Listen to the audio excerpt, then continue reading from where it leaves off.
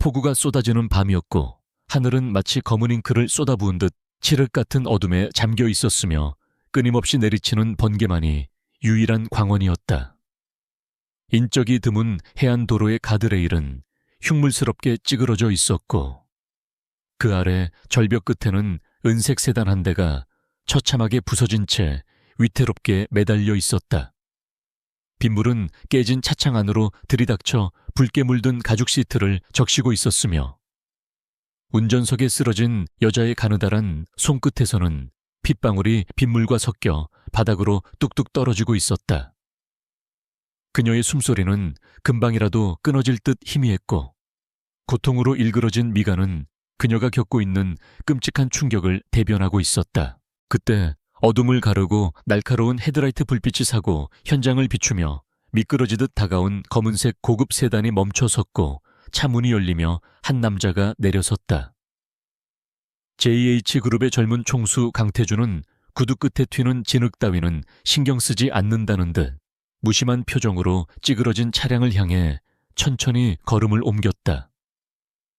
수행비서가 황급히 우산을 받쳐 들었지만 태준의 시선은 오직 운전석에 피투성이가 된 채 의식을 잃고 쓰러져 있는 여자에게만 고정되어 있었다. 그의 차가운 눈동자는 사고를 목격한 사람의 당혹감이나 연민 대신 먹잇감을 발견한 포식자의 서늘한 호기심만이 감돌고 있었다. 태준은 비서의 만류를 손짓으로 제지하고 직접 찌그러진 차문을 거칠게 뜯어내다시피 열어젖혔고 빗물이 들이치는 차 안으로 몸을 숙여 여자의 얼굴을 덮은 젖은 머리카락을 쓸어 넘겼다.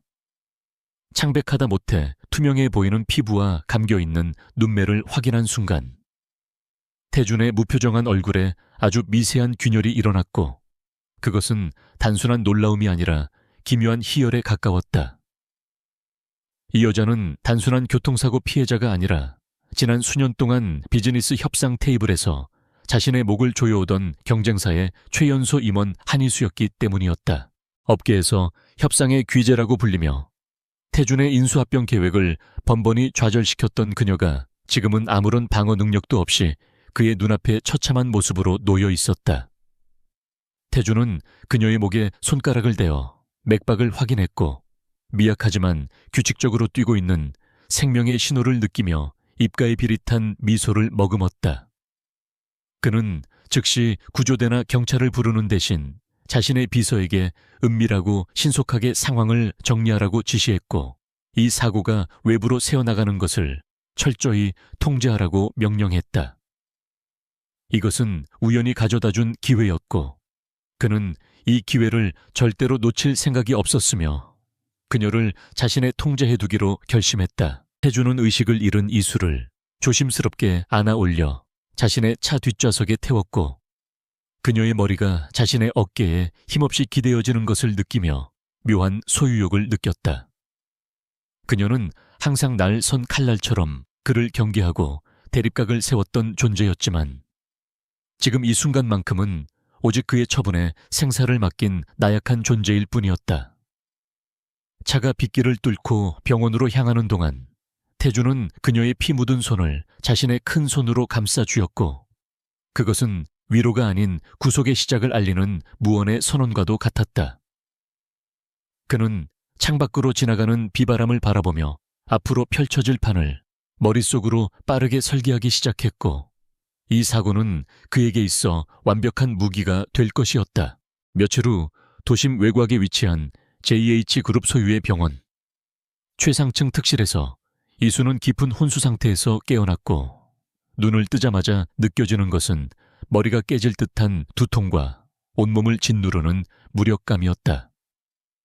하얀 천장은 낯설었고 소독약 냄새가 코끝을 찔렀으며 그녀는 자신이 누구인지 왜 이곳에 누워있는지 기억해내려 애썼지만 머릿속은 마치 하얀 안개가 낀 듯 아무것도 떠오르지 않았다.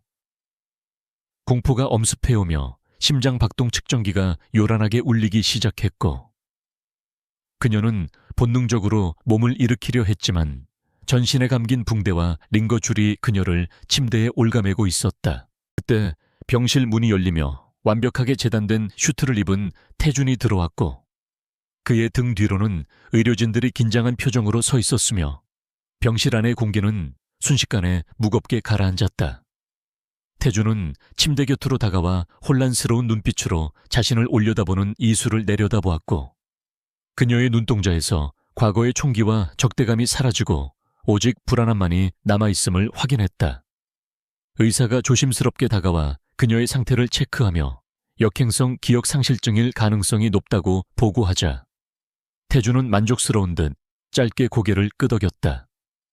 이수는 떨리는 목소리로 그가 누구인지 물었고 그 질문은 태준이 기다려왔던 결정적인 순간이었다. 태준은 침대 옆 의자에 다리를 꼬고 앉아 이수의 눈을 똑바로 응시하며 흔들림 없는 낮은 목소리로 거짓을 속삭였고 그것은 너무나도 자연스러워서 누구도 의심할 수 없을 만큼 완벽했다. 그는 자신이 그녀의 남편이며 그녀가 빚길 교통사고로 인해 머리를 크게 다쳤다고 설명했고 그녀의 이름은 한희수가 아닌 자신이 만들어낸 가상의 인물이라고 칭했다. 이수는 그의 말을 부정하고 싶었지만 자신의 이름조차 기억나지 않는 상황에서 눈앞에 있는 이 압도적인 남자의 말을 믿는 것 외에는 다른 방도가 없었다. 태주는 그녀의 손을 잡으며 안심시키듯 말했지만 그 눈빛은 먹잇감을 올가매는 뱀처럼 차갑게 빛나고 있었다. 그는 이수가 기억을 잃은 것을 이용하여 그녀를 철저히 고립시키고 자신의 곁에 둠으로써 경쟁사의 핵심 전력을 무력화시키는 동시에 그녀가 가진 잠재적인 능력을 자신의 사업에 이용할 계획이었다. 이수는 태준의 손길이 낯설고 어색하게 느껴졌지만 그가 보여주는 헌신적인 태도와 주변 사람들의 반응에 점차 의심을 거두고 혼란스러운 마음을 진정시키려 노력했다. 하지만 그녀의 무의식 깊은 곳에서는 여전히 경고 신호를 보내고 있었고 이 남자가 풍기는 위험한 냄새는 기억을 잃은 그녀의 본능을 끊임없이 자극하고 있었다. 폐원 수속이 진행되는 동안 태준은 이수의 모든 외부 접촉을 차단했고 그녀에게 제공되는 정보는 오직 그가 검열하고 허락한 것들 뿐이었으며 병실 안에 텔레비전조차 켜지지 않았다. 그는 그녀에게 결혼 반지라며 화려한 다이아몬드 반지를 끼워주었지만 그것은 사랑의 증표가 아니라 그녀를 구속하는 족쇄와 다름없었다. 이수는 손가락에 끼워진 반지를 만지작거리며 거울 속에 비친 자신의 낯선 얼굴을 바라보았고 텅 빈 머릿속을 채울 수 있는 것은 오직 이 남자뿐이라는 사실에 절망감과 안도감을 동시에 느꼈다.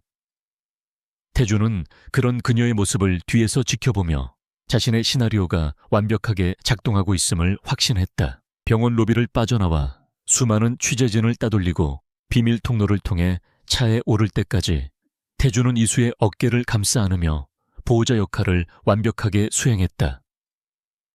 차문이 닫히고 외부와의 단절이 확정되자 태준의 표정은 다시금 냉철한 사업가의 것으로 돌아왔고 옆자리에 앉은 이수는 창밖의 풍경을 멍하니 바라보며 알 수 없는 답답함을 느꼈다.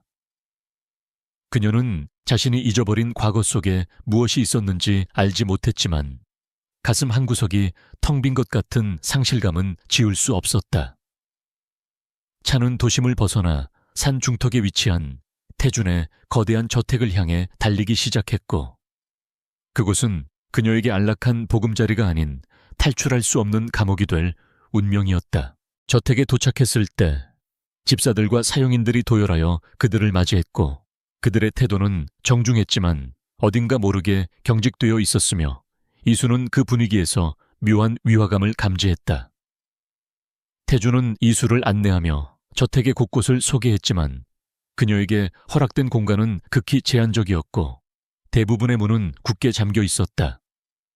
그는 그녀에게 안정을 취해야 한다며 2층의 가장 깊숙한 방으로 안내했고 그곳은 마치 공주를 가두기 위해 만들어진 성의 탑처럼 고립되어 있었다. 이수는 방 안의 호화로운 가구들과 장식품들을 둘러보았지만 그 어디에서도 자신의 취향이나 흔적을 찾을 수 없었다. 밤이 깊어지자 태주는 서재로 들어가 문을 잠그고 이수의 사고 기록과 관련된 모든 자료를 파기하기 시작했고 그녀의 진짜 신분을 알고 있는 소수의 사람들을 매수하거나 협박하여 입을 막았다. 그는 모니터 화면에 띄워진 이수의 과거 프로필 사진을 바라보며 독한 위스키를 들이켰고, 사진 속의 그녀는 자신만만하고 도도한 눈빛으로 정면을 응시하고 있었다. 이제 그 눈빛은 사라지고 자신의 말 한마디에 의존하는 순한 양만이 남았지만 태주는 알고 있었다. 그녀의 내면 깊은 곳에 잠재된 야성은 언제든 다시 깨어날 수 있으며, 그때가 되면 이 위험한 동거는 파국으로 치달을 수도 있다는 것을. 이수는 침대에 누워 잠을 청하려 했지만 쉽게 잠들 수 없었고 창밖에서 들려오는 바람 소리가 마치 누군가의 비명처럼 들려와 몸을 떨었다. 그녀는 무의식적으로 손을 뻗어 침대 옆 협탁에 놓인 물컵을 잡으려다 미끄러뜨렸지만 컵이 바닥에 떨어지기 직전 놀라운 반사신경으로 낚아채는 자신을 발견하고 소스라치게 놀랐다. 기억은 사라졌지만 몸은 여전히 훈련된 감각을 기억하고 있었고, 이수는 자신의 손을 내려다보며 자신이 평범한 가정주부가 아니었을지도 모른다는 막연한 의구심을 품기 시작했다. 어둠 속에서 그녀의 눈동자는 혼란과 두려움으로 흔들리고 있었고, 복도 끝에서 들려오는 태준의 발소리는 점점 더 가깝게 다가오고 있었다. 아침 햇살이 두꺼운 벨벳 커튼 사이로 스며들어와 넓은 침실을 비추었지만 그 빛조차도 방 안의 감도는 서늘한 냉기를 완전히 몰아내지는 못했다. 이수는 낯선 천장을 응시하며 잠에서 깨어났고, 잠시 동안 자신이 어디에 있는지조차 파악하지 못한 채 멍하니 누워 있었다. 고급스러운 샹들리에와 벽에 걸린 추상화, 그리고 바닥에 깔린 페르시아 양탄자는 이곳이 평범한 사람의 거주지가 아님을 보여주고 있었지만 그녀에게는 그저 화려한 감옥처럼 느껴질 뿐이었다. 그녀는 침대에서 일어나 맨발로 차가운 대리석 바닥을 밟았고, 발끝에서 전해지는 한기가 척추를 타고 올라와 온몸을 부르르 떨게 만들었다. 욕실 거울 앞에 선 그녀는 자신의 얼굴을 한참 동안 들여다보았고, 창백한 피부와 깊은 눈동자는 어제와 다름없이 낯설게만 느껴졌다. 칫솔을 집어드는 손길이나 수건으로 얼굴을 닦는 동작 하나하나가 지나치게 절도 있고 효율적이라는 사실을 스스로도 인지하지 못한 채 무의식적으로 행하고 있었다. 그녀는 세면대 위에 놓인 화장품들을 종류별로 그리고 크기별로 오차없이 정렬하기 시작했고, 모든 물건이 완벽한 각도로 놓여야만 마음이 편안해지는 강박적인 충동을 느꼈다.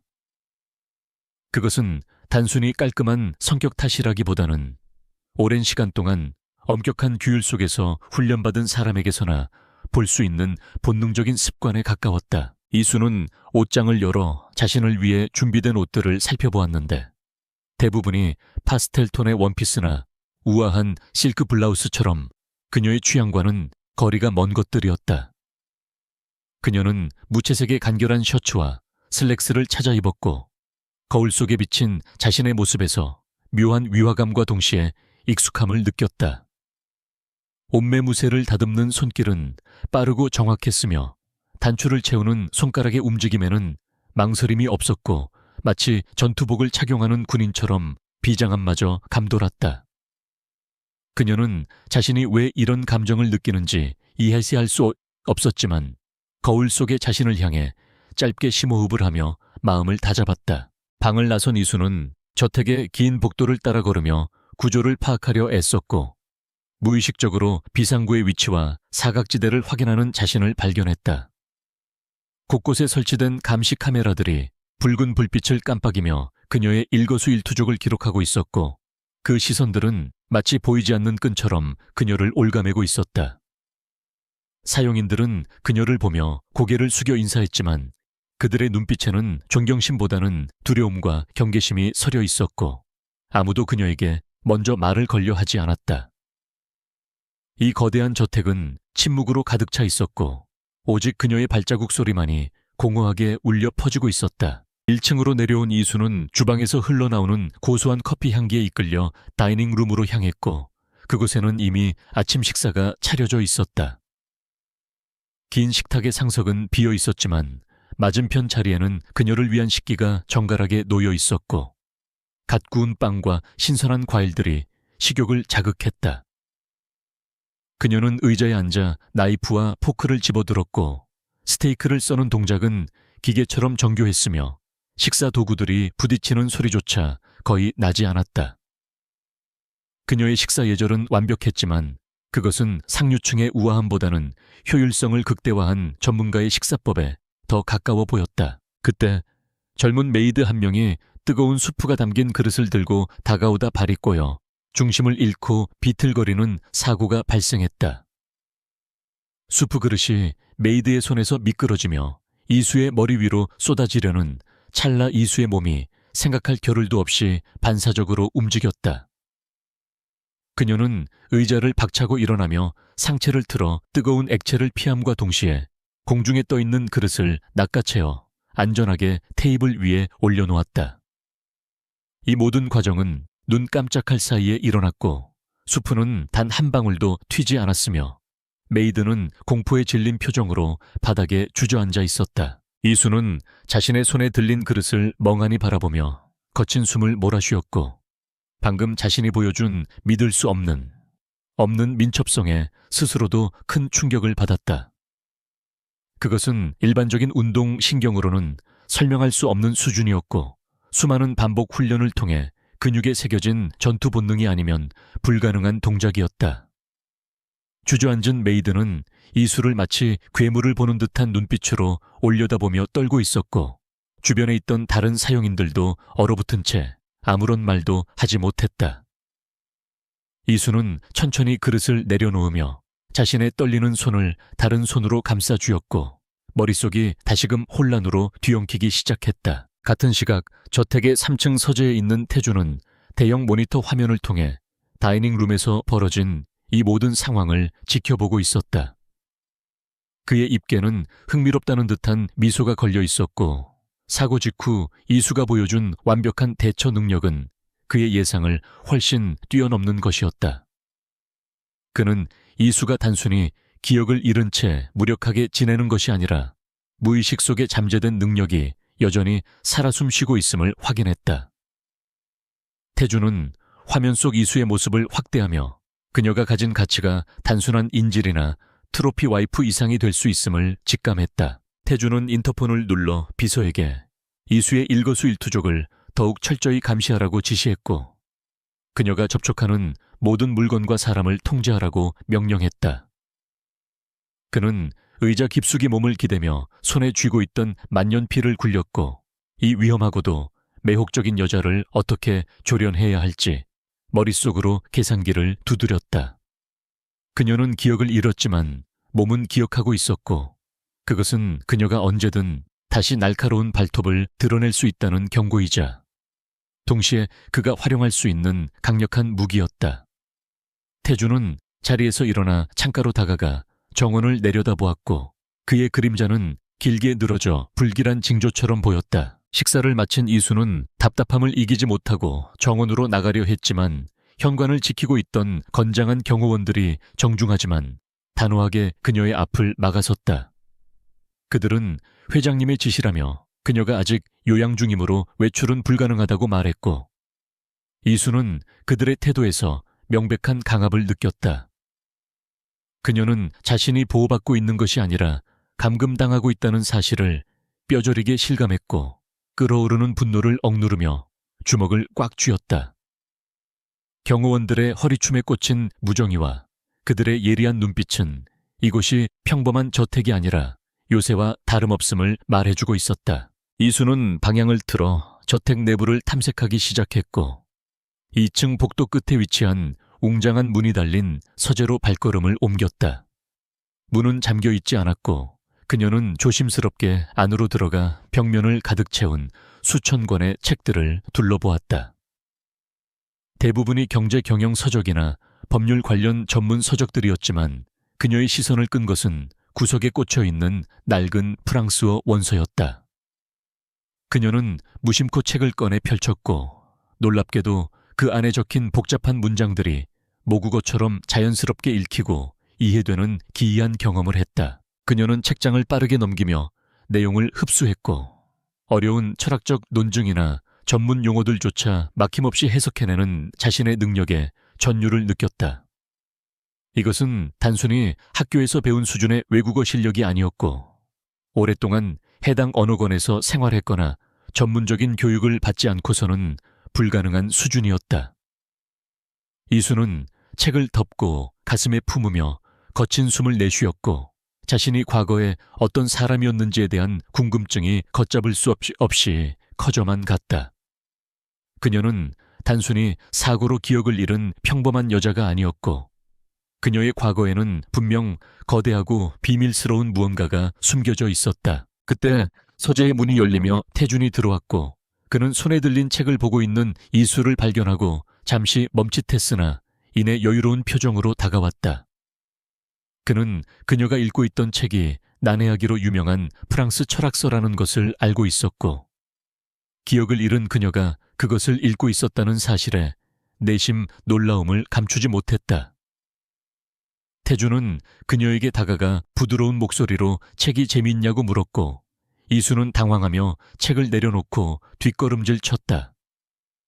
그녀는 그에게 왜 자신이 프랑스어를 할 수 있는지 물었지만 태준은 그저 미소 지으며 그녀가 원래 언어에 재능이 있었다고 둘러댔다. 태준은 이수에게 다가가 그녀의 어깨를 감싸 쥐었고 그의 손길은 따뜻했지만 그 안에 담긴 힘은 거부할 수 없는 압박감을 주었다.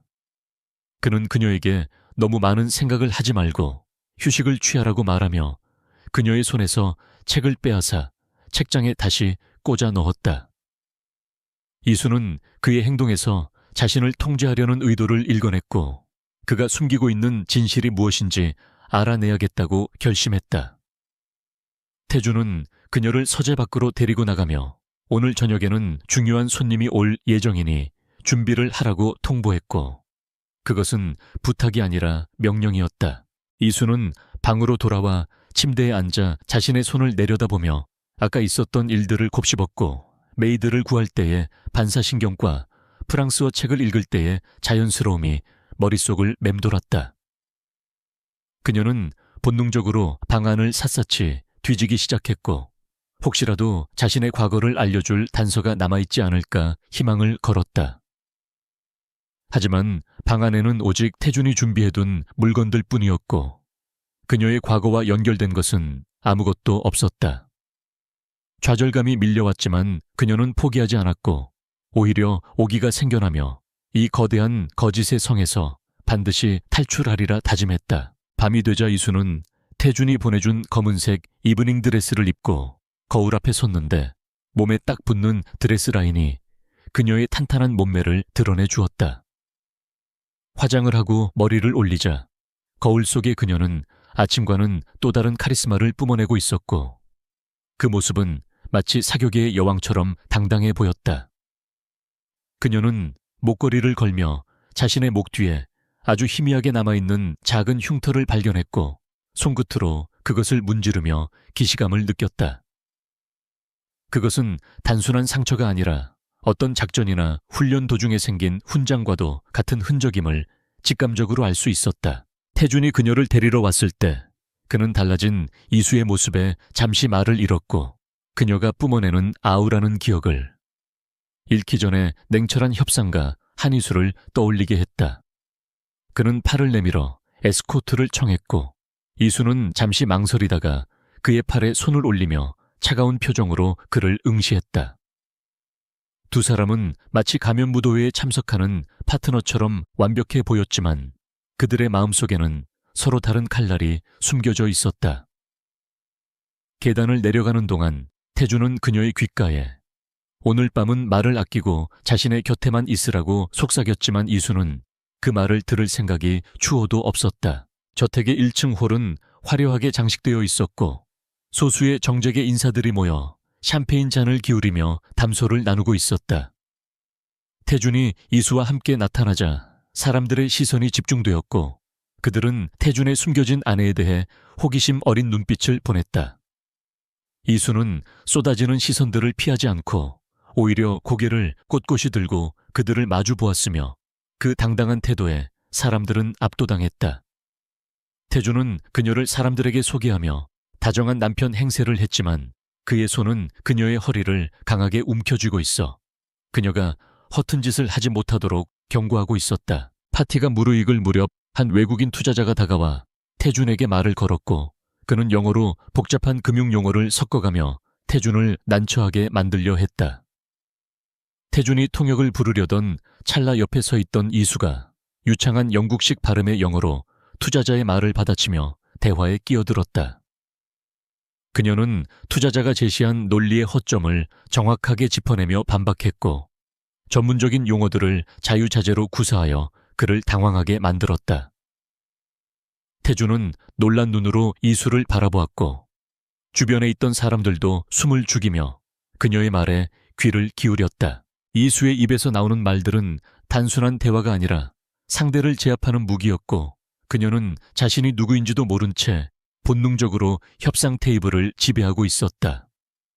투자자는 결국 꼬리를 내리고 물러섰고 사람들은 이수에게 찬사를 보내며 그녀의 지성에 감탄했다. 태준은 그녀의 허리를 감싼 손에 더욱 힘을 주며 복잡한 표정으로 그녀를 내려다보았고 그녀가 자신의 통제를 벗어나기 시작했음을 깨달았다. 이수는 자신의 활약에 스스로도 놀라워했지만 동시에 가슴 깊은 곳에서 끓어오르는 뜨거운 희열을 느꼈으며 그것은 그녀가 잃어버린 자아가 깨어나고 있다는 신호였다. 도시의 야경이 파노라마처럼 펼쳐지는 최고급 호텔의 연회장은 선택받은 소수만을 위한 경매 행사를 위해 화려하게 장식되어 있었고 입구부터 늘어선 경호원들은 철통 같은 보안을 유지하고 있었다. 태준의 에스코트를 받으며 차에서 내린 이수는 쏟아지는 조명과 사람들의 시선 속에서도 전혀 위축되지 않는 당당한 걸음걸이로 레드카펫을 밟았다. 그녀가 입은 짙은 남색의 이브닝 드레스는 그녀의 하얀 피부와 대비되어 고혹적인 매력을 발산하고 있었으며 그녀의 목에 걸린 다이아몬드 목걸이는 샹들리의 불빛을 받아 눈부시게 반짝였다. 태준은 그녀의 허리를 단단히 감싸 안으며 주변 사람들에게 무언의 소유권을 주장하고 있었지만 이수의 표정은 차가운 조각상처럼 감정을 읽을 수 없었다. 연회장 내부는 샴페인 잔이 부딪히는 경쾌한 소리와 부드러운 클래식 음악 그리고 상류층 인사들의 은밀한 대화 소리로 가득 차 있었지만 그 이면에는 욕망과 탐욕이 꿈틀거리고 있었다. 이수는 태준의 곁에 서서 그가 소개하는 인사들과 가볍게 목례를 나누었지만 그녀의 눈동자는 본능적으로 주변의 동태를 살피며 잠재적인 위협 요소를 파악하고 있었다. 그녀는 화려한 옷차림과 웃음 뒤에 숨겨진 사람들의 기만과 가시찍을 꿰뚫어 보는 듯한 느낌을 받았고 이 낯선 풍경이 묘하게 익숙하다는 사실에 소름이 돋았다. 태준은 그녀에게 샴페인 한 잔을 건네며 긴장을 풀라고 속삭였지만 그녀의 신경은 오히려 더욱 날카롭게 곤두서고 있었다. 경매가 시작되자 사람들은 희귀한 보석과 예술품들을 차지하기 위해 앞다퉈 입찰 경쟁을 벌였고 그 열기는 점차 과열되어 연회장을 뜨겁게 달구었다. 태준은 경매 물품에는 별다른 관심이 없는 듯 무심한 표정으로 자리를 지키고 있었지만 그의 시선은 연회장 구석에 앉아있는 외국계 투자회사의 대표를 향해 고정되어 있었다. 오늘 이 자리에 온 진짜 목적은 경매가 아니라 그와의 막후 협상을 통해 그룹의 지배 구조를 공고히 하기 위한 자금을 확보하는 것이었다. 이수는 태준의 시선이 머무는 곳을 따라가며 그가 긴장하고 있음을 감지했고 그곳에 앉아있는 중년의 남자가 심상치 않은 인물임을 직감적으로 알아차렸다. 휴식 시간이 되자 태준은 이수를 데리고 VIP 룸으로 이동했고 그곳에는 아까 보았던 외국계 투자회사의 대표인 스미스 씨가 여유로운 미소를 지으며 기다리고 있었다. 태준은 이수를 자신의 아내라고 소개하며 자리에 앉혔고 스미스 씨는 이수의 미모를 칭찬하며 능글맞은 시선을 보냈지만 이수는 차가운 미소로 응대했다. 본격적인 협상이 시작되자 스미스 씨는 미리 준비한 두꺼운 계약서를 테이블 위에 올려놓았고 태준은 변호사가 동석하지 않은 상황에서 계약 내용을 검토해야 하는 불리한 상황에 처했다. 스미스 씨는 시간이 없다며 빠른 결정을 종용했고 태준은 계약서에 빽빽한 영문 조항들을 훑어보며 미간을 찌푸렸다. 태준이 계약서의 세부 조항을 읽어 내려가는 동안 이수는 테이블 위에 놓인 찻잔을 만지작거리며 그들의 대화를 묵묵히 듣고 있었지만 머릿속에서는 기이한 현상이 일어나고 있었다. 스미스 씨가 말하는 복잡한 금융 용어들과 태준이 고민하는 법적 쟁점들이 마치 퍼즐 조각처럼 맞춰지며 그 이면에 숨겨진 함정들이 선명하게 보이기 시작한 것이었다. 그녀는 자신이 왜 이런 지식을 알고 있는지 의문을 가질 새도 없이 본능적으로 태준의 손에 들린 계약서로 시선을 옮겼다. 거꾸로 놓인 문서였지만 그녀의 눈에는 특정 단어와 문장들이 붉은색 경고등처럼 번쩍이며 위험 신호를 보내고 있었다. 태준이 펜을 들어 서명하려는 찰나 이수의 손이 불쑥 튀어나와 계약서 위를 덮었고 방 안에는 순식간에 정적이 감돌며 팽팽한 긴장감이 흘렀다. 태준은 놀란 눈으로 이수를 쳐다보았고 스미스 씨는 불쾌한 기색을 드러내며 그녀에게 무례하다고 항의하려 했지만 이수의 입에서 나온 유창한 영어 문장이 그의 말을 가로막았다. 그녀는 계약서 15조 3항에 명시된 독소 조항을 정확하게 지적하며 이것은 투자가 아니라 경영권 강탈을 위한 족쇄나 다름없다고 날카롭게 비판했다. 그녀의 목소리는 차분했지만 그 안에 담긴 논리는 칼날처럼 예리하여 반박할 여지를 주지 않았다. 이수는 계약서를 자신의 앞으로 가져와 펜으로 문제가 되는 조항들을 거침없이 그어버리고 그 옆에 수정안을 메모하며 스미스 씨를 향해 역제안을 던졌다. 그녀는 국제상법의 판례와 금융시장의 동향을 근거로 들며 현재 제시된 조건이 얼마나 터무니없는 것인지를 조목조목 따져 물었다. 스미스 씨의 얼굴은 당혹감으로 붉게 물들었고 그는 땀을 흘리며 변명을 늘어놓으려 했지만 이수의 완벽한 논리에 가로막혀 말문이 막히고 말았다.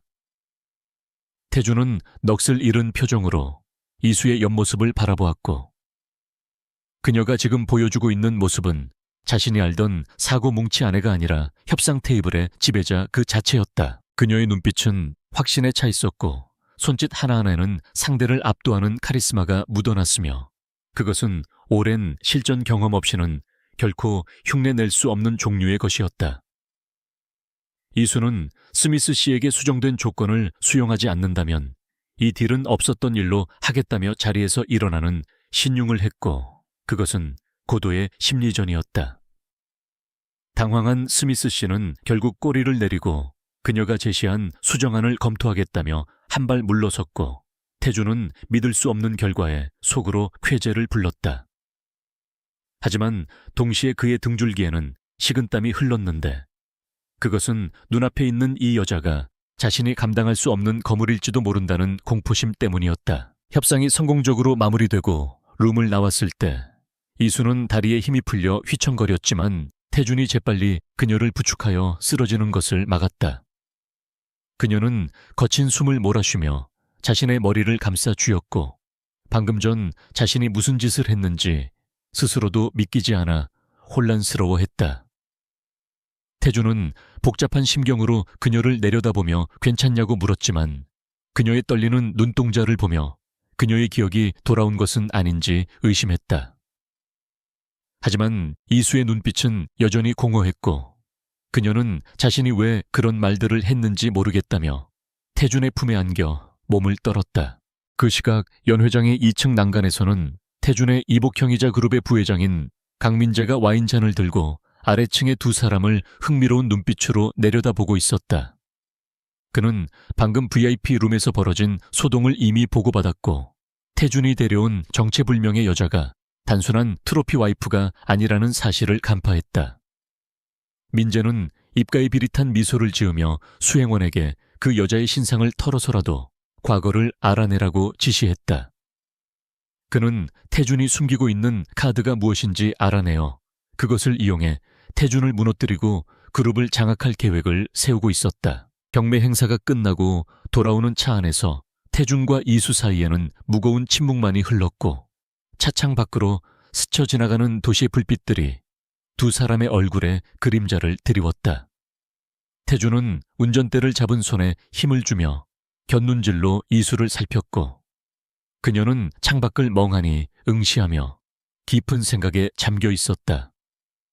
그는 오늘 밤 그녀가 보여준 능력이 JH그룹의 미래를 바꿀 수도 있는 강력한 무기임을 확신했지만 동시에 그녀가 기억을 되찾는 순간 자신에게 겨눠질 가장 치명적인 칼날이 될 것임을 직감했다.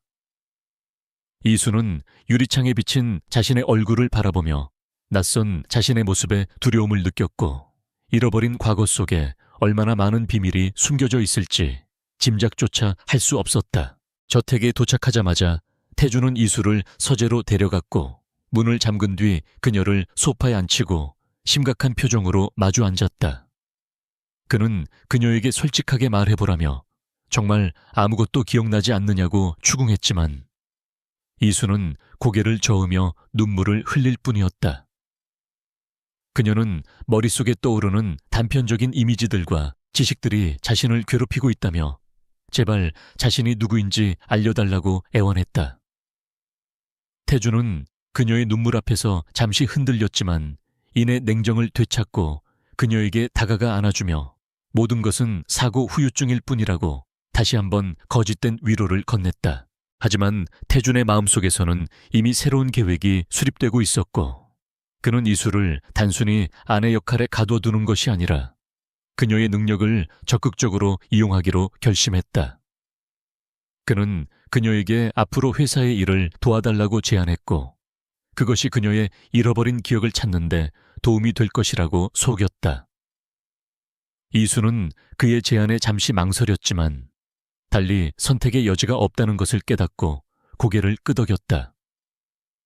이것은 태준이 그녀를 더욱 완벽하게 통제하기 위해 던진 미끼였지만 동시에 그녀가 자신의 정체성에 한 발짝 더 다가갈 수 있는 위험한 기회이기도 했다. 그날 밤 이수는 침대에 누워 천장을 바라보며 잠을 이루지 못했고 오늘 있었던 일들이 주마등처럼 스쳐 지나갔다. 스미스 씨를 제압할 때 느꼈던 짜릿한 전율은 그녀의 피 속에 흐르는 본능을 일깨웠고 그녀는 자신이 평범한 삶을 살던 여자가 아니라는 확신을 가지게 되었다.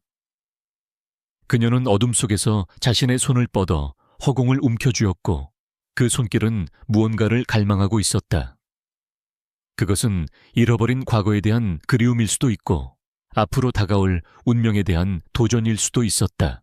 다음날 아침 이수는 평소보다 일찍 일어나 정장을 차려입고 태준을 기다렸고 그녀의 눈빛은 어제와는 달리 결연한 의지로 빛나고 있었다.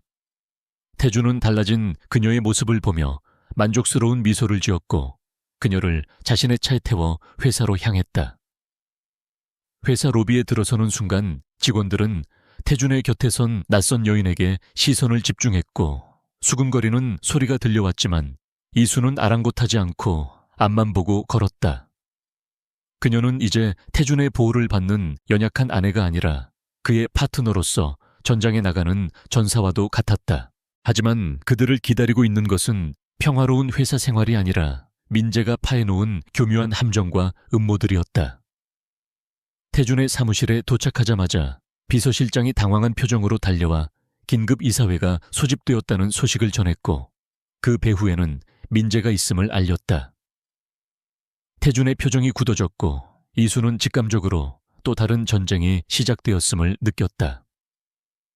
그녀는 태준의 팔을 잡으며 걱정하지 말라는 듯 눈빛을 보냈고 두 사람은 굳게 닫힌 회의실 문을 향해 걸음을 옮겼다. 문이 열리고 쏟아지는 시선들 속에서 이수는 자신의 존재 가치를 증명해야 할 시험대에 오르게 되었다. 회의실 안에는 중격들이 무거운 표정으로 앉아 있었고 상석에 앉은 민재는 태준과 이수를 보며 여유로운 미소를 지어 보였다. 그는 태준이 독단적으로 진행한 계약건을 문제 삼으며 그 책임을 물으려 했고 옆에 있는 이수의 존재를 공격의 빌미로 삼으려 했다. 민재는 이수가 누구인지 캐물으며 외부인이 중요한 회의에 참석할 자격이 있느냐고 비아냥거렸다. 태준이 반박하려던 순간 이수가 한 발짝 앞으로 나서며 차분하고도 힘 있는 목소리로 자신을 소개했다.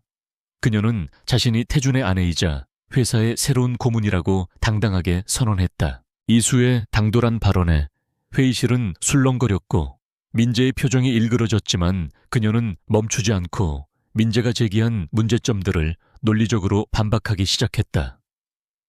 그녀는 어제 스미스 씨와의 협상 내용을 토대로 회사가 얻게 될 이익을 구체적인 수치로 제시하며 중역들을 설득해 나갔다. 그녀의 브리핑은 완벽했고 전문적이었으며 누구도 그녀가 경영에 문외한이라고 생각할 수 없을 만큼 뛰어났다. 민재는 예상치 못한 이수의 방역에 당황하며 주먹을 꽉 쥐었고 태주는 그녀의 활약을 지켜보며 회심의 미소를 지었다.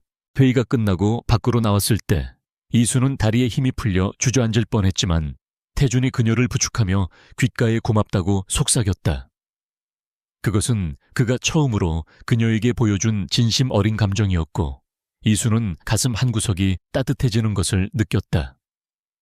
하지만 민재는 회의실을 나서며 이수의 뒷모습을 노려보았고 그녀가 단순한 장애물이 아니라 반드시 제거해야 할 적임을 확신했다. 그는 주머니에서 휴대전화를 꺼내 어딘가로 전화를 걸었고 낮게 깔린 목소리로 그녀를 처리하라는 명령을 내렸다. 이제 이수는 JH그룹이라는 거대한 정글 속에 발을 들여놓았고 그녀를 둘러싼 적들은 서서히 포위망을 좁혀오고 있었다. 기억을 잃은 여왕은 자신의 왕좌를 지키기 위해 그리고 자신의 진짜 이름을 찾기 위해 본능적으로 싸울 준비를 하고 있었다. 태준과의 위험한 동맹은 더욱 견고해졌지만 그 밑바닥에는 언제 터질지 모르는 시한폭탄이 똑딱거리고 있었다. 이수는 창밖의 하늘을 올려다보며 다가오는 먹구름을 예감했고 폭풍우가 몰아치기 전에 고요함 속에서 전율했다. 강민재는 자신의 집무실에 앉아 테이블 위에 흩어진 이수의 사진들을 신경질적으로 넘기고 있었는데 사진 속 그녀는 평범한 가정주부라기엔 지나치게 날카로운 눈빛을 하고 있었다. 그는 태준이 갑자기 데려온 이 여자가 단순한 내조자가 아니라는 확신을 가지고 있었으며 그녀의 뒷조사가 막혀 있다는 사실에 더욱 의구심을 품었다. 민재는 호출 버튼을 눌러 자신의 신복인 최 실장을 불러들였고 그에게 은밀하고도 위험한 지시를 내리며 입가에 비열한 미소를 지었다. 그는 태준의 약점이 될 수도 있는 이 여자의 껍데기를 벗겨내어 그 안에 숨겨진 진짜 정체를 반드시 확인해야만 직성이 풀릴 것 같았다. 며칠 뒤 태준이 해외 법인과의 긴급 화상회의로 인해 저택을 비운 사이 이수는 정기 검진을 위해 병원으로 향해야 했고 경호 차량이 그녀를 에스코트했다. 차창 밖으로 스쳐 지나가는 도심의 풍경은 평화로워 보였지만 이수는 뒷좌석에 앉아 설명할 수 없는 불안감을 느끼며 손잡이를 꽉 움켜쥐었다. 운전기사는 평소와 다른 낯선 경로로 핸들을 꺾었고 이수가 의아해하며 질문을 던졌지만 그는 도로 공사 때문이라며 짧게 대답할 뿐이었다. 차는 점점 인적이 드문 외곽도로로 접어들었고 이수의 등줄기에는 식은땀이 흐르기 시작했으며 그녀의 동물적인 감각은 이미 위험을 감지하고 경고음을 울리고 있었다. 차량이 폐공장 근처의 좁은 골목길에 멈춰 서자마자 검은 마스크를 쓴 건장한 남성들이 쇠파이프를 들고 차를 에워싸기 시작했고 운전기사는 죄송하다는 말을 남기고 도망쳤다. 이수는 잠시 당황했지만 곧바로 차 문을 잠그고 주변을 살피며 탈출구를 찾기 시작했고 그녀의 호흡은 위기 상황일수록 차분하게 가라앉았다. 남자들이 차창을 부수기 위해 가격을 가하기 시작하자 유리가 금이 가며 파편이 튀었고 더 이상 차 안에 머무는 것은 위험하다고 판단한 이수는 결단을 내렸다. 그녀는 조수석 글로브 박스에 있던 볼펜을 움켜쥐고 심호흡을 한 뒤 타이밍을 맞춰 차문을 박차고 나가며 가장 가까이 있던 남자의 명치를 가격했다. 이수의 몸은 생각보다 빠르게 반응했는데 그녀는 상대방의 공격을 가볍게 피하며 관절기를 이용해 거구의 남자를 순식간에 제압하고 바닥에 내리꽂았다. 그녀의 움직임에는 군더더기가 없었고 급소를 정확하게 타격하는 기술은 길거리 싸움이 아니라 고도로 훈련된 살인 기술에 가까웠으며 놈들은 예상치 못한 방역에 당황했다. 볼펜 하나로 무장한 그녀는 다수의 적을 상대로 물러서지 않고 대등하게 싸웠으며 찢어진 치맛자락이 휘날리는 가운데 그녀의 눈빛은 살기로 번득였다.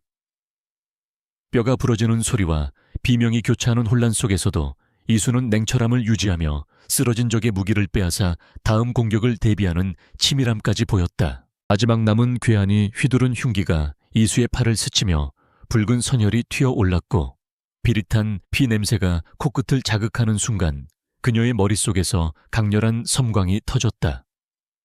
시야가 흔들리며 겹쳐 보이는 환영 속에는 화염에 휩싸인 건물과 피투성이가 된 채 쓰러져 있는 동료들의 모습이 선명하게 떠올랐고 귀를 찢는 듯한 폭발음이 들려왔다. 그녀는 극심한 두통에 비틀거리며 머리를 감싸 쥐었고 팀장님이라고 외치는 누군가의 절규가 귓가를 맴돌며 숨통을 조여왔다. 과거의 트라우마가 본물 터지듯 밀려 들어오자 이수는 바닥에 주저앉아 고통스러운 신음소리를 내뱉었고 현실과 환영의 경계가 무너지며 의식이 흐릿해져 갔다. 그때 굉음과 함께 태준의 차가 현장으로 돌진해 들어와 급제동하며 멈춰섰고 차에서 뛰어내린 태준은 쓰러져 있는 남자들과 그 사이에 주저앉은 이수를 발견했다. 그는 이수의 상태를 확인하기 위해 다급하게 달려갔고 피를 흘리며 떨고 있는 그녀를 품에 안았을 때 그녀가 중얼거리는 알 수 없는 단어들을 듣고 굳어버렸다. 태준은 자신의 수행비서들에게 주변을 정리하고 도망친 놈들을 잡아들이라고 소리쳤으며 그의 눈은 분노로 이글거리고 있었지만 그 이면에는 두려움이 서려 있었다. 이수가 보여준 전투 능력과 혼란스러워하는 반응은 그녀가 기억의 봉인을 뜯어내고 있다는 명백한 증거였고 그의 거짓말이 들통나는 것은 시간 문제였다. 태준은 의식을 잃은 이수를 태우고 병원이 아닌 저택으로 차를 몰았는데 병원 기록이 남으면 민재가 그녀의 신원을 추적하는데 단서를 줄 수 있기 때문이었다. 차 뒷좌석에 누운 이수는 식은땀을 흘리며 악몽에 시달리고 있었고 태준은 백미러를 통해 그녀의 고통스러운 얼굴을 수시로 확인하며 초조함을 감추지 못했다.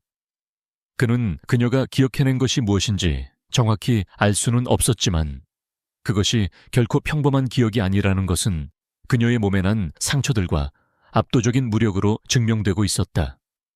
태준은 핸들을 잡은 손이 하얗게 질릴 정도로 힘을 주었고 자신이 판도라의 상자를 연 것은 아닌지 후회와 집착이 뒤섞인 복잡한 감정에 휩싸였다. 저택의 침실에서 깨어난 이수는 침대맡에 앉아 자신을 간호하고 있는 태준을 멍하니 바라보았지만 그녀의 눈빛은 이전보다 훨씬 깊고 어두워져 있었다.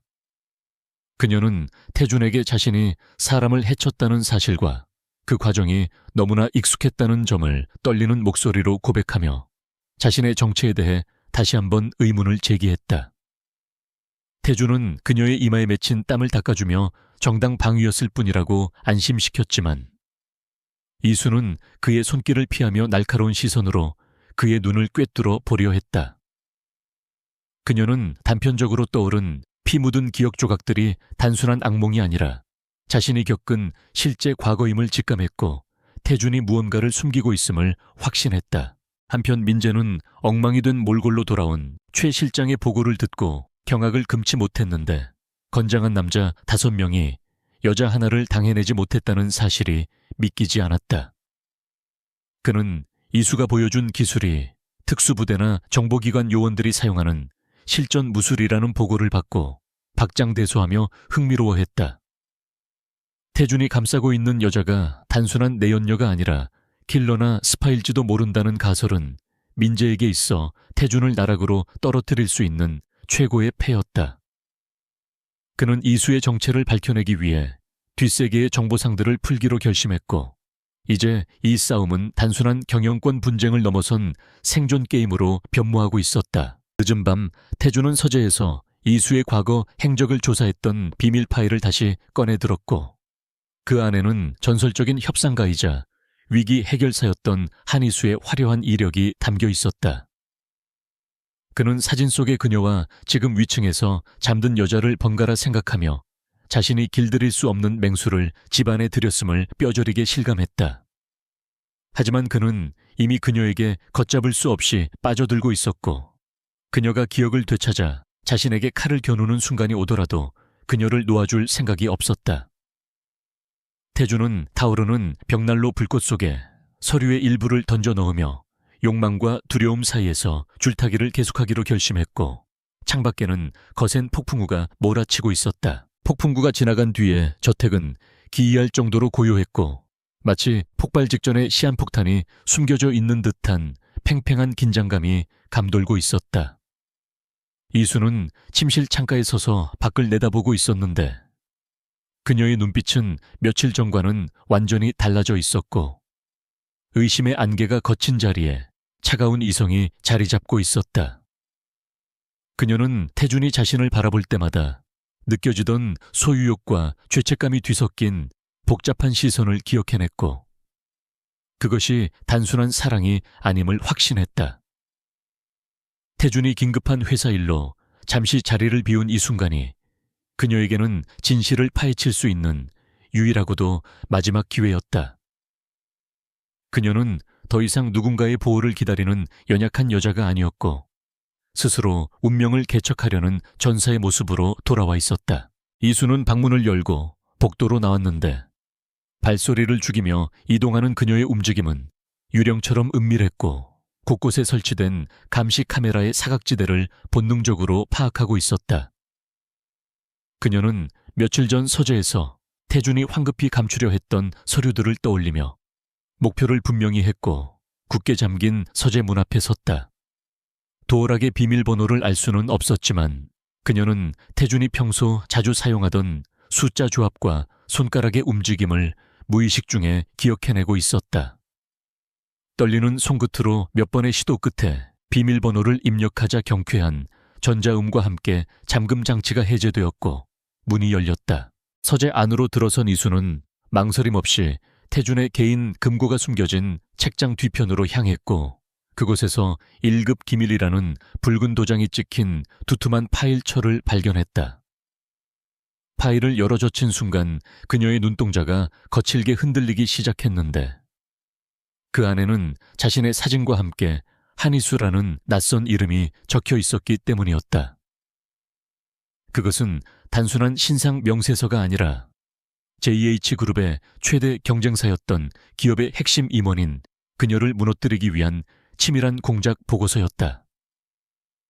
그녀가 겪었던 교통사고 현장 사진부터 입원 기록, 그리고 기억상실증 진단서까지 모든 것이 태준의 계획하에 관리되고 있었다는 충격적인 사실이 낱낱이 기록되어 있었다. 이수는 배신감의 치를 떨며 입술을 깨물었고, 태준이 속삭였던 달콤한 사랑의 말들이 모두 자신을 이용하기 위한 역겨운 거짓말이었음을 깨닫고 구역질이 치밀어 올랐다. 그는 그녀를 아내로 맞이한 것이 아니라 기억을 잃은 적장의 목을 베어 자신의 전리품으로 전시하고 감시해왔던 것이다. 그녀는 보고서의 마지막 장에 적힌 제거라는 단어에 빨간 줄이 그어지고 회유 및 포섭으로 수정된 흔적을 보며 헛웃음을 터뜨렸다.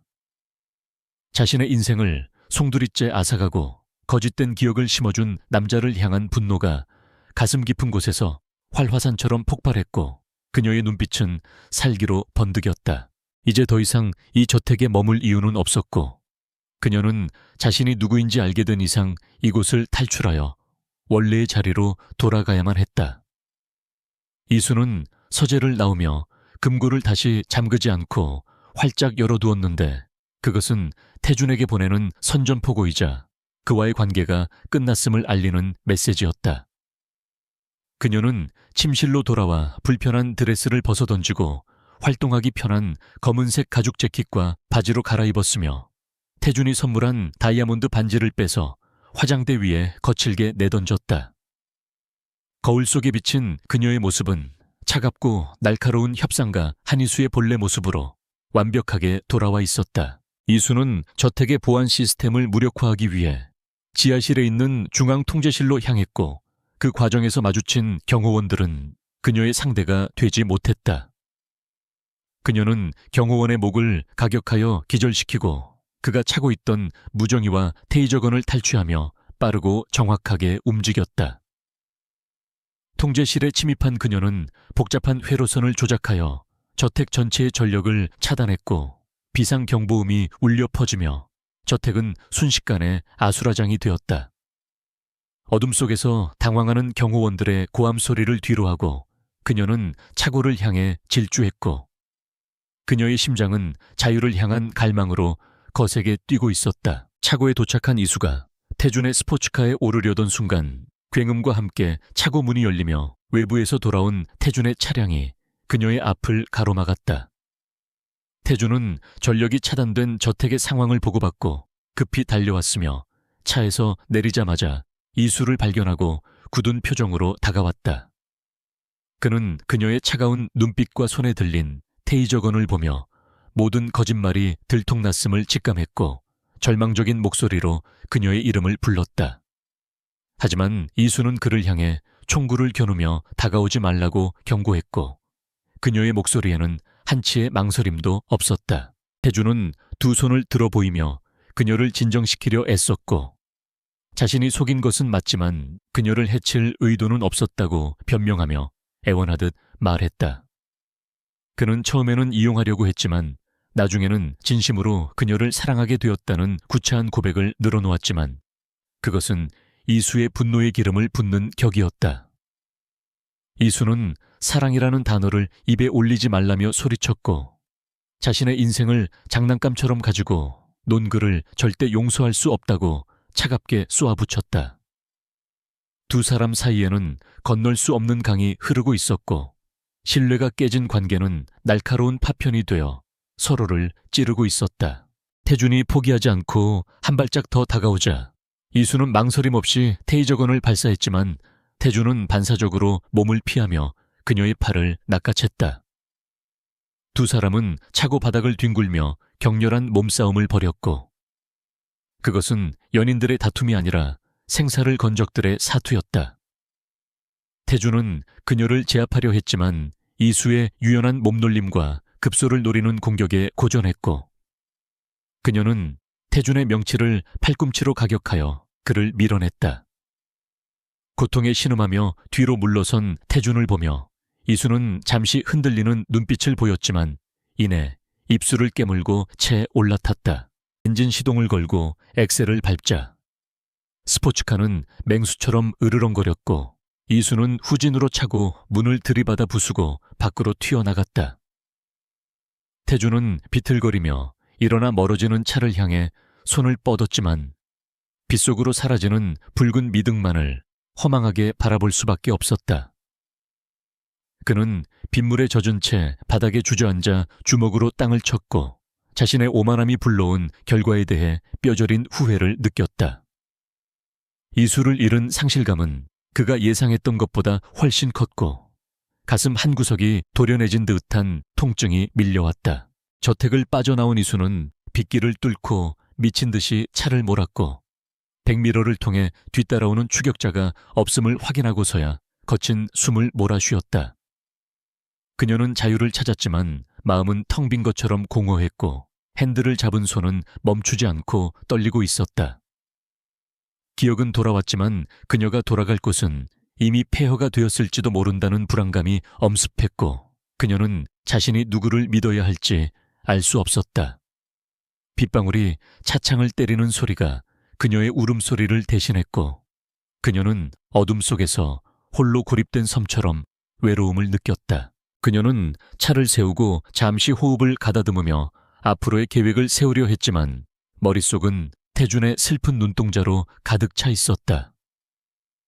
그가 보여준 마지막 표정이 연기가 아닌 진심이었을지도 모른다는 생각이 스쳐 지나갔지만 그녀는 고개를 저으며 그 생각을 떨쳐냈다.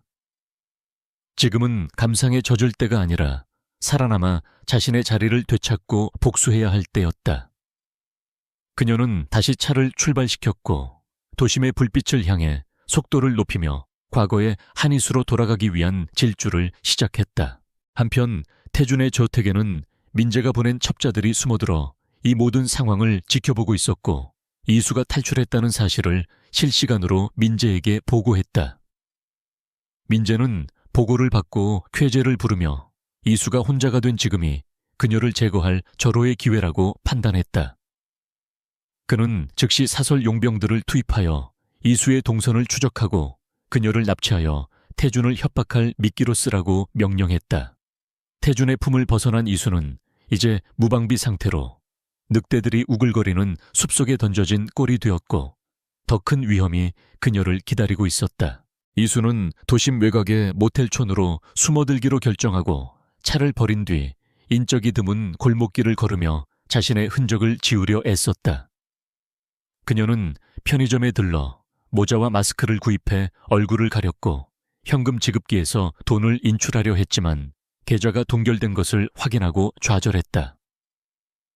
태준이나 혹은 그녀의 회사를 장악한 세력이 이미 손을 쓴 것이 분명했고 그녀는 빈털터리가 되어 거리에 나앉게 된 처지에 헛웃음을 지었다. 하지만 그녀는 포기하지 않고 공중전화를 찾아 과거 자신의 충직한 부하 직원이었던 사람에게 연락을 시도했다. 신호음이 길게 울리고 익숙한 목소리가 들려오자 이수는 안도감에 다리가 풀릴 뻔했지만 침착하게 암호를 대며 자신의 생존을 알렸다. 수화기 너머의 상대방은 죽은 줄 알았던 그녀의 목소리에 경악하며 말을 잇지 못했고 이수는 짧고 간결하게 접선 장소를 통보하고 전화를 끊었다.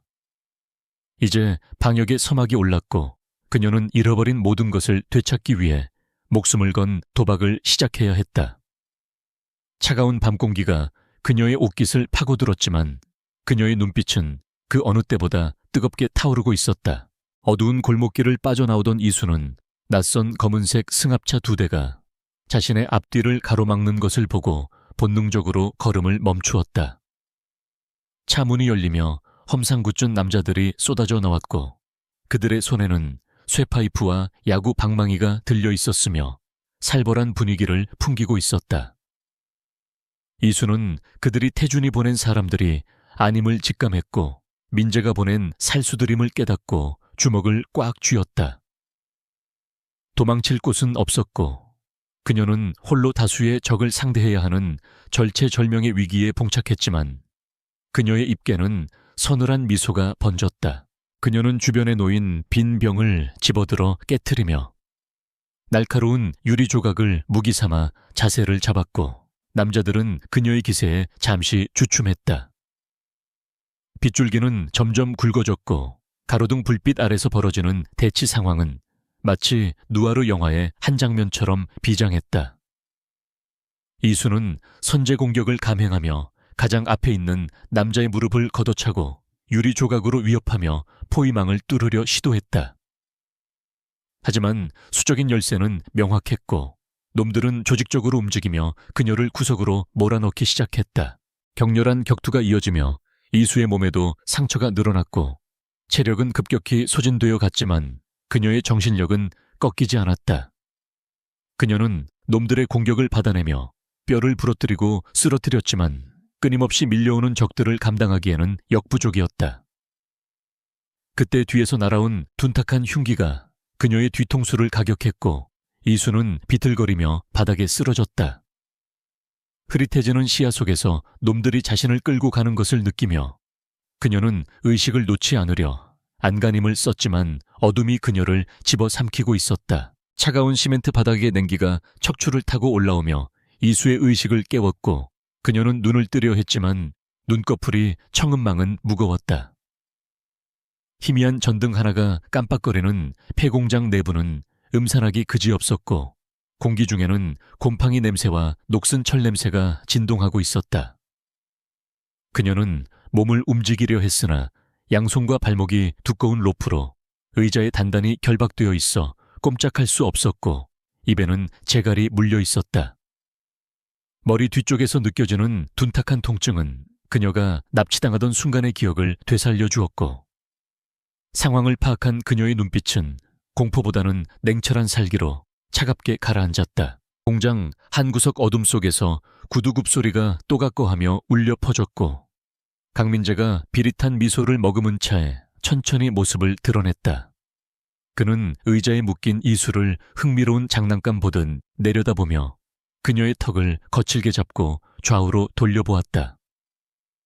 민재는 태준이 그토록 아끼던 여자가 사실은 경쟁사의 전설적인 협상가 한희수였다는 사실을 알게 되었을 때 느꼈던 전율을 이야기하며 킬킬거렸다. 그는 이수가 기억을 잃은 척 연기하며 태준을 속인 것인지 아니면 정말로 기억을 잃었던 것인지 비아냥거렸지만 이수는 그를 노려볼 뿐 아무런 반응도 보이지 않았다. 민재는 자신의 부하들에게 손짓하여 이수의 입에 물린 재갈을 풀어주게 했고 그녀가 비명을 지르거나 살려달라고 애원할 것이라 기대했다. 하지만 이수는 찢어진 입술에서 흐르는 피를 뱉어내며 태준이 이 사실을 알게 되면 가만히 있지 않을 것이라고 났지만 단호한 목소리로 경고했다. 민재는 그녀의 당돌함에 잠시 놀라는 듯했으나 이내 폭소를 터뜨리며 태준은 이미 그녀를 포기했을 것이라고 조롱했다. 그는 태준을 이곳으로 유인해 두 사람을 한꺼번에 처리하고 사고사로 위장하여 그룹을 통째로 집어삼킬 자신의 계획을 자랑스럽게 떠벌렸다. 그때 공장의 거대한 철문이 굉음을 내며 찌그러졌고 흙먼지가 피어오르는 사이로 검은색 세단 한 대가 무서운 속도로 돌진해 들어왔다. 차는 민재의 부하들이 서 있는 곳을 향해 그대로 들이받았고 몇 명의 사내들이 비명을 지르며 나가 떨어졌다. 차 문이 열리고 태준이 비틀거리는 걸음으로 내려섰는데 그의 옷은 찢어지고 피투성이가 되어 있었지만 눈빛만은 짐승처럼 형형하게 빛나고 있었다. 그는 손에 들고 있던 쇠파이프를 고쳐주며 민재를 향해 죽일 듯이 노려보았고 그 모습은 지옥에서 기어 올라온 악귀와도 같았다. 민재는 예상보다 빨리 도착한 태준의 모습에 당황하며 뒷걸음질 쳤고 남은 부하들에게 그를 당장 죽이라고 소리 질렀다. 십수명의 건장한 남자들이 강목과 칼을 들고 태준을 향해 달려들었지만 태준은 물러서지 않고 그들 속으로 뛰어들었다. 그는 뼈가 부러지는 소리가 들릴 정도로 강력하게 쇠파이프를 휘둘러 선두에 선 자들을 쓰러뜨렸고 주먹으로 상대의 얼굴을 가격하며 길을 열었다. 하지만 수적으로 너무나 불리한 상황이었기에 태준의 몸에는 순식간에 새로운 상처들이 늘어났고 붉은 선혈이 바닥을 적셨다. 이수는 의자를 박차고 일어나려 했지만 밧줄은 꿈쩍도 하지 않았고 태준이 무차별적으로 구타당하는 모습을 보며 가슴이 찢어질 듯한 통증을 느꼈다. 그녀는 주위를 둘러보며 탈출 도구를 찾았고 바닥에 굴러다니는 깨진 유리병 조각을 발견하고는 필사적으로 몸을 비틀어 의자를 넘어뜨렸다. 그녀는 손목을 비틀어 유리 조각에 밧줄을 문지르기 시작했고 살이 베이는 고통이 느껴졌지만 멈추지 않았다. 태준이 그녀를 구하기 위해 목숨을 걸고 싸우고 있는 지금 그녀 역시 가만히 보고만 있을 수는 없었다. 태준은 등 뒤에서 날아온 칼날에 어깨를 베었지만 신음조차 내지 않고 뒤돌아 상대의 팔을 꺾어버리며 짐승 같은 괴력을 발휘했다. 그는 피로 범벅이 된 얼굴로 이수가 있는 곳을 향해 한 발짝씩 다가갔고 그의 눈은 오직 그녀의 안위만을 확인하고 있었다. 민재는 태준의 끈질긴 생명력의 공포를 느끼며 품에서 권총을 꺼내 들었고 떨리는 손으로 태준을 겨냥했다. 총성이 울려 퍼지는 순간 이수의 손목을 올가매던 밧줄이 끊어졌고 그녀는 총알보다 빠르게 몸을 날려 바닥에 있던 쇠파이프를 집어 던졌다. 날아간 쇠파이프는 정확하게 민재의 손목을 강타했고 총은 허공으로 튕겨나가 바닥에 떨어졌다. 이수는 결박을 풀고 일어나 달려드는 적들을 향해 돌진했고 그녀의 움직임은 태준보다 훨씬 빠르고 정교했다. 그녀는 상대의 급소를 정확하게 타격하여 단숨에 무력화시켰고 태준의 등을 노리던 자의 목을 감아 넘어뜨리며 그를 구해냈다. 태준은 자신의 등 뒤에 선 이수의 온기를 느끼며 거친 숨을 몰아쉬었고 두 사람은 말하지 않아도 서로의 등을 맡기는 완벽한 파트너가 되었다. 이수와 태준은 등을 맞대고 서서 사방에서 몰려오는 적들을 노려보았고 그 순간 그들 사이에는 과거의 앙금이나 거짓은 존재하지 않았다. 오직 살아서 이곳을 나가야 한다는 공통의 목표만이 두 사람을 하나로 묶어주고 있었고 그 결속력은 강철보다 단단했다. 이수는 태준에게 오른쪽을 맡으라고 짧게 지시했고 태준은 고개를 끄덕이며 그녀의 명령에 따랐다. 두 사람은 마치 오랫동안 호흡을 맞춰온 전우처럼 움직이며 적들을 하나씩 쓰러뜨리기 시작했고 공장 안은 비명과 타격음으로 가득 찼다. 이수의 발차기가 적의 턱을 부수면 태준의 주먹이 다른 적의 복부를 강타하는 식의 연계 공격은 빈틈이 없었고 적들은 당황하여 우왕좌왕했다.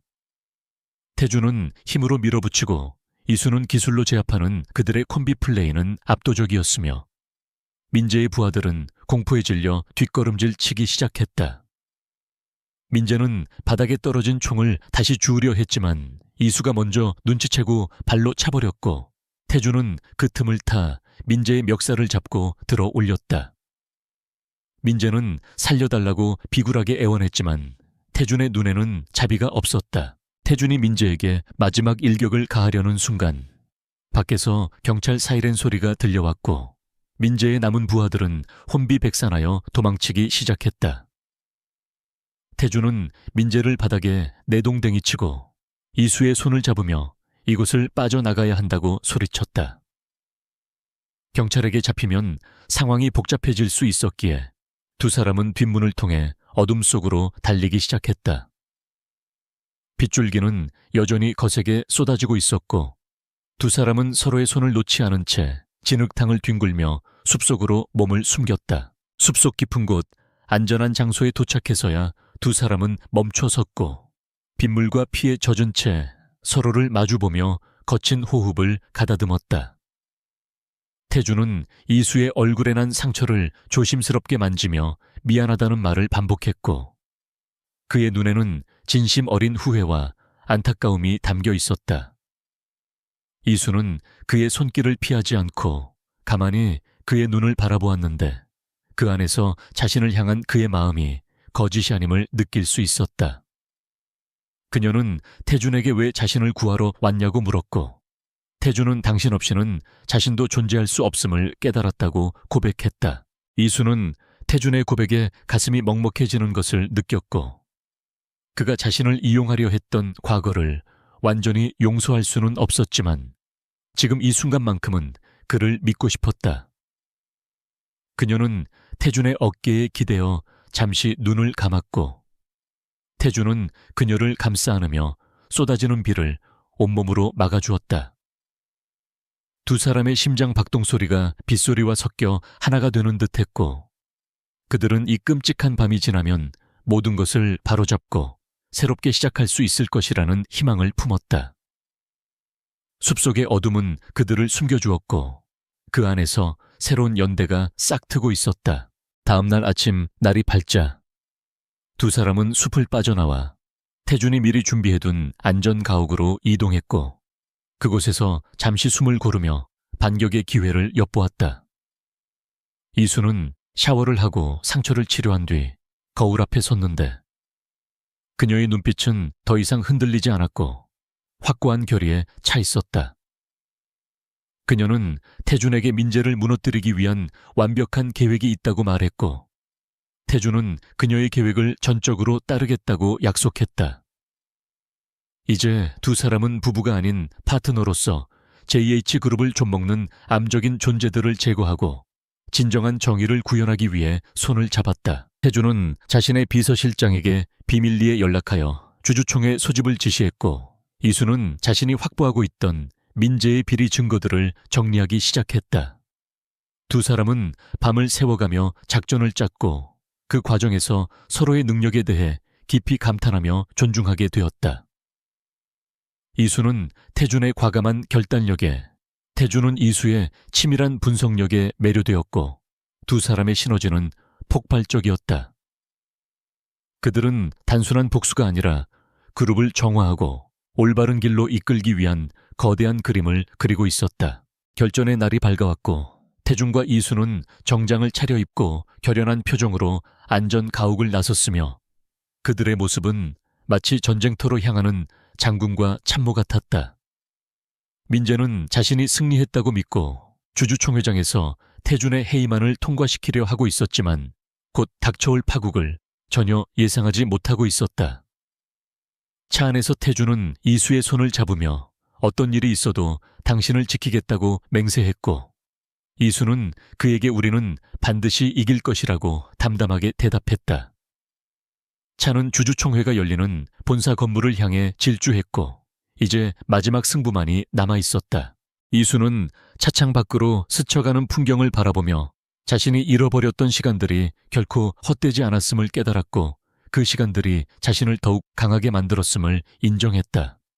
그녀는 이제 한이수라는 이름뿐만 아니라 강태준의 아내라는 자리까지도 자신의 의지로 선택하고 쟁취할 준비가 되어 있었다. 그녀의 손가락에는 태준이 다시 끼워준 반지가 빛나고 있었고 그것은 더 이상 족쇄가 아니라 서로를 지켜주겠다는 약속의 증표였다. 거대한 빌딩 숲 사이로 태양이 떠오르며 그들의 앞길을 비추고 있었고 그 빛은 승리의 서광처럼 눈부셨다. 본사 로비에 들어서자 직원들은 죽은 줄 알았던 태준과 이수의 등장에 경악하며 길을 터주었고 두 사람은 당당하게 엘리베이터에 올랐다. 엘리베이터 숫자가 올라갈수록 긴장감은 고조되었지만 두 사람의 잡은 손은 풀리지 않았고 서로의 천을 통해 용기를 얻고 있었다. 문이 열리고 회의장으로 향하는 복도를 걸을 때 이수의 구두 소리는 그 어느 때보다 경쾌하고 힘찼다. 굳게 닫힌 회의장 문 앞에 선 두 사람은 서로를 바라보며 짧게 고개를 끄덕였고 태준이 문을 활짝 열어 젖혔다. 육중한 마호가니 문이 열림과 동시에 회의장 안에 모든 시선이 입구로 쏠렸고 그곳에는 죽음의 문턱에서 돌아온 강태준과 한이수가 서 있었다. 좌중을 압도하는 침묵이 흐르는 가운데 단상에 서서 승리감에 취해 있던 강민재의 얼굴은 순식간에 경악으로 일그러지며 사색이 되었다. 태준은 말끔하게 차려입은 슈트 차림으로 뚜벅뚜벅 걸어 들어왔고 그 옆에 이수는 우아하면서도 냉철한 카리스마를 발산하며 주주들을 향해 여유로운 미소를 보내고 있었다. 죽었다고 보고받았던 두 사람이 멀쩡하게 살아서 눈앞에 나타나자 장내는 술렁이기 시작했고 민재는 믿을 수 없는 현실에 뒷걸음질치며 마이크를 떨어뜨렸다. 태준은 단상으로 올라가 떨고 있는 민재의 앞을 가로막고 섰으며 그 위압감은 마치 거대한 산이 앞을 가로막는 듯한 숨막히는 공포를 선사했다.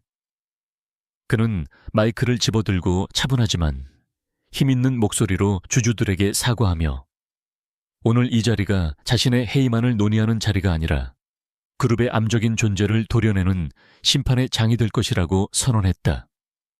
주주들은 태준의 당당한 태도에 웅성거림을 멈추고 그의 입에 주목했으며 민재는 보안 요원들을 부르며 발악했지만 이미 매수된 요원들은 꼼짝도 하지 않았다.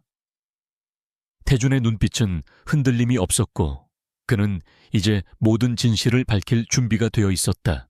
이때 이수가 스크린 앞으로 걸어나가며 준비해온 USB를 연결했고 거대한 화면에는 민재가 저질러온 횡령과 배임 그리고 살인 교사 혐의를 입증하는 결정적인 증거들이 적나라하게 펼쳐졌다. 이수는 레이저 포인터로 복잡한 자금 흐름과 이면 계약서들을 하나하나 짚어가며 전문적인 식견으로 민재의 범죄 사실을 브리핑하기 시작했다. 그녀의 목소리는 명료했고 논리는 완벽하여 그 누구도 반박할 수 없게 만들었으며 주주들은 충격에 빠져 입을 다물지 못했다. 그녀는 더 이상 누군가의 아내라는 그늘에 숨어있는 존재가 아니라 회사의 운명을 결정짓는 냉철한 전략가로서 그 자리에 서 있었다. 민재는 화면에 자신의 목소리가 담긴 녹취록이 재생되자 이성을 잃고 단상으로 뛰어들어 이수에게 달려들려 했지만 태준이 그를 가볍게 제압하여 바닥에 내리꽂았다. 회의장 문이 열리며 경찰들이 들이닥쳤고 민재의 손목에는 차가운 수갑이 채워졌으며 그는 태준과 이수를 저주하며 끌려나갔다. 그가 끌려나가는 뒷모습을 바라보는 태준의 눈에는 분노보다는 씁쓸함과 연민이 스쳐 지나갔고 형제라는 이름으로 얽혀있던 지독한 악연이 마침내 끊어지는 순간이었다. 회의장 안에는 안도감과 함께 새로운 리더십에 대한 기대감이 피어오르기 시작했고 모든 시선은 태준과 이수에게로 모아졌다. 상황이 정리된 후 태준은 다시 마이크를 잡고 흔들린 그룹의 위상을 바로 쓰고 투명한 경영을 약속하며 주주들에게 고개를 숙여 사과했다.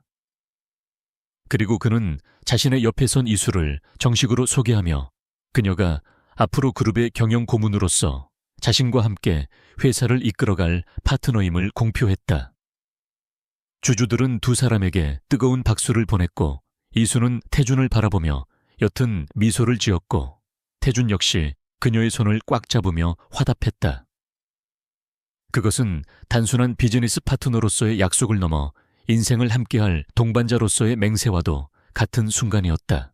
주주총회가 성공적으로 끝나고 텅 빈 회의실에 남은 두 사람은 창밖으로 펼쳐진 도심의 정형을 바라보며 긴 한숨을 내쉬었다. 태준은 재킷 안주머니에서 꼬깃꼬깃해진 서류 봉투 하나를 꺼내 이수에게 건넸는데 그것은 그들이 처음 만났을 때 작성했던 가짜 혼인 계약서와 이혼 서류였다. 그는 이수에게 이제 당신의 기억도 돌아왔고 모든 것이 제자리로 돌아왔으니 당신의 선택을 존중하겠다며 자유를 주겠다고 말했다. 그의 목소리는 담담했지만 눈빛은 깊은 슬픔과 간절함으로 흔들리고 있었고 이수는 그 서류를 받아들고 잠시 침묵했다. 이수는 천천히 서류 봉투를 찢어버리며 종이 조각들이 눈처럼 바닥에 흩날리는 것을 바라보았고 태준은 놀란 눈으로 그녀를 쳐다보았다. 그녀는 태준에게 자신은 한이수로서의 기억을 되찾았지만 동시에 강태준의 아내로서 살았던 기억 또한 자신의 소중한 일부라고 말했다. 그녀는 과거의 상처와 배신감조차도 우리가 함께 겪어온 시간들 속에서 치유되었으며 이제는 당신 없는 삶을 상상할 수 없다고 고백했다. 태준은 벅차오르는 감정을 주체하지 못하고 그녀를 와락 껴안았고 이수는 그의 등을 토닥이며 따뜻하게 안겼다. 두 사람은 서로의 눈을 깊이 바라보며 키스했고 그 키스는 그동안의 오해와 갈등을 모두 씻어내는 화해의 의식이자 영원한 사랑의 맹세였다. 그들은 더 이상 서로를 속이거나 이용하는 관계가 아니라 서로의 부족한 점을 채워주고 등을 맞대고 싸울 수 있는 진정한 연인이 되었다. 태준은 이수에게 다시는 당신을 혼자 두지 않겠다고 속삭였고 이수는 당신이 무너지지 않도록 내가 지켜주겠다고 답했다. 비로소 그들은 완벽한 하나가 되었고 그 어떤 시련도 두 사람을 갈라놓을 수 없음을 확인했다. 몇 달 후 JH그룹은 태준과 이수의 공동 경영 체제 아래서 눈부신 성장을 이룩하며 업계 최고의 기업으로 자리매김했다. 이수는 자신의 뛰어난 협상 능력과 위기 관리 능력을 발휘하여 해외 시장 개척에 큰 성과를 거두었고 태준은 과감한 투자와 혁신으로 그룹의 체질을 개선했다. 두 사람은 일할 때는 치열하게 논쟁하고 경쟁했지만 퇴근 후에는 평범한 부부처럼 장을 보고 요리를 하며 소소한 행복을 누렸다. 언론은 그들을 세기의 커플이라 부르며 찬사를 보냈지만 그들에게 가장 중요한 것은 타인의 시선이 아니라 서로를 향한 변함없는 신뢰였다. 어느 화창한 주말 오후 태준과 이수는 처음 사고가 났던 해안도로를 다시 찾았고 그곳은 이제 아픈 기억의 장소가 아니라 새로운 시작을 알리는 약속의 장소가 되었다. 이수는 절벽 아래를 내려다보며 과거의 자신과 작별을 고했고 태준은 그녀의 어깨를 감싸며 곁을 지켰다. 그녀는 기억을 잃었던 그 시간이 자신에게는 신이 준 선물이었을지도 모른다고 말하며 그 덕분에 진정한 사랑을 알게 되었다고 회상했다.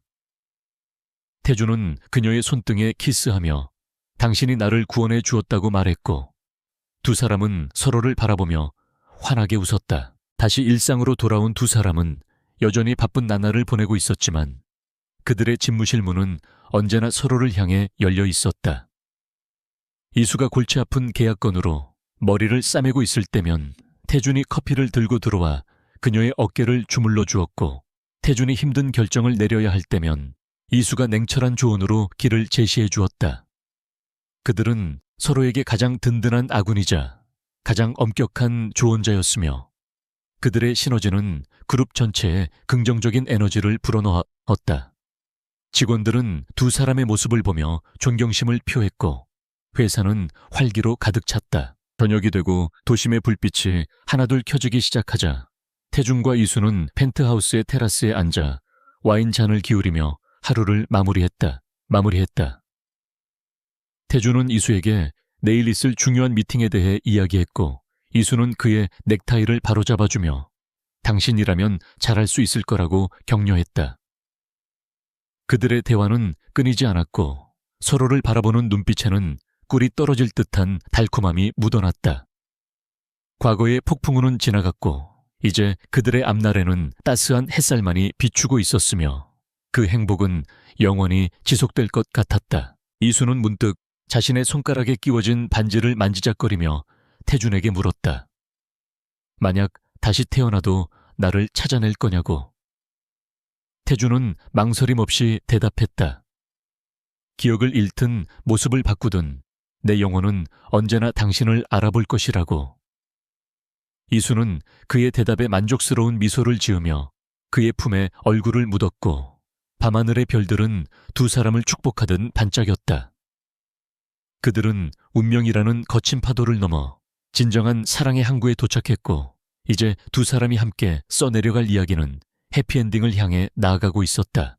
다음 날 아침 태준은 평소보다 일찍 일어나 잠든 이수의 얼굴을 한참 동안 바라보다가 조심스럽게 이마에 입을 맞추고 출근 준비를 했다. 그는 거울을 보며 넥타이를 매다가 문득 거울 속에 비친 자신의 얼굴이 예전보다 훨씬 편안해 보인다는 사실을 깨달았다. 냉혈한이라 불리던 자신의 얼굴에 인간적인 온기가 감돌게 된 것은 오로지 이수 덕분이었고 그는 그녀를 위해 더 좋은 사람이 되고 싶다는 욕심이 생겼다. 그는 침대 옆 협탁에 사랑해라고 적힌 쪽지를 남기고 방을 나섰고 발걸음은 깃털처럼 가벼웠다. 이수는 태준이 나간 뒤 눈을 떴고 협탁 위에 쪽지를 발견하고 행복한 미소를 지으며 하루를 시작했다. 그녀는 이제 더 이상 과거의 악몽에 시달리지 않았고 미래에 대한 불안감도 사라졌으며 오직 현재의 행복을 만끽하고 있었다. 그녀는 창문을 활짝 열고 신선한 아침 공기를 마시며 자신을 기다리고 있는 세상으로 나갈 준비를 했다. 그녀는 한이수이자 강태준의 아내로서 그리고 당당한 한 여성으로서 자신의 삶을 주체적으로 살아갈 것이며 그 길에는 언제나 태준이 함께할 것이었다. 그녀는 옷을 갈아입고 현관을 나서며 밝은 햇살 아래서 눈부시게 빛나는 세상을 향해 힘차게 발걸음을 내디뎠다. 대기하고 있던 채 오르며 그녀는 기사에게 회사로 가자고 말했고 차는 부드럽게 미끄러져 나갔다. 차창 밖으로 보이는 세상은 아름다웠고 그녀의 마음속에는 희망과 열정이 가득 차올랐다. 교통사고로 기억을 잃었던 한 여자는 이제 모든 것을 되찾고 사랑과 성공을 모두 거머쥔 여왕이 되어 세상의 중심에 우뚝 섰다. 그리고 그 옆에는 언제나 그녀를 지키는 흑기사 강태준이 있을 것이며 그들의 전설은 영원히 계속될 것이다.